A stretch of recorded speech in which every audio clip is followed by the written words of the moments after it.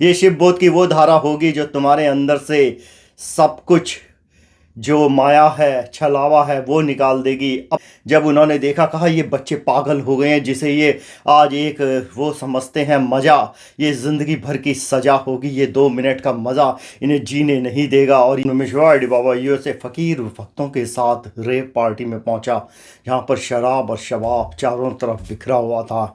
ऐसा ही शायद कोई नशा हो जो उस पार्टी में नहीं था। पार्टी अपनी चरम सीमा पे थी। कुछ जो भक्त थे, अब वो अपने आप को रोक नहीं पाए।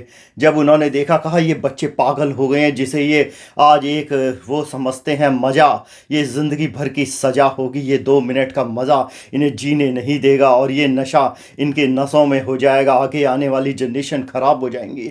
और उन्होंने उन काफ़ी बच्चों पे हाथ साफ कर दिया, संबोधन करना शुरू करा। जो ये भक्त आए थे उन्हें अलग ले जाकर कहा, यही तो मैं तुम्हें बताता हूँ, जैसे ही तो तुम कर रहे हो, जैसे तुम्हें इन्हें देखकर जो है अंदर से दिल रो रहा है, वैसे ही मैं तुम में देखता हूँ।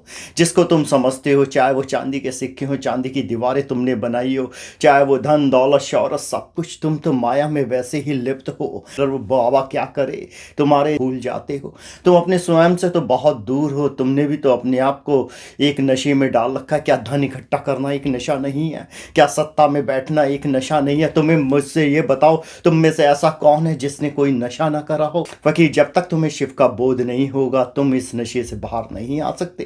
क्योंकि तुम सुबह उठते हो, फिर वही दौड़ते हो, तुम वही सब कुछ करते हो जो सालों से तो करते आ रहे हो। तुमने इकट्ठा तो बहुत कुछ करा, लेकिन खुद को भूल चुके हो। और अब जाने का वक्त आ गया, इसलिए तुम ये डरते हो। और नशे से बाहर निकलोगे तभी तुम स्वयं को जानोगे, शिव को जानोगे।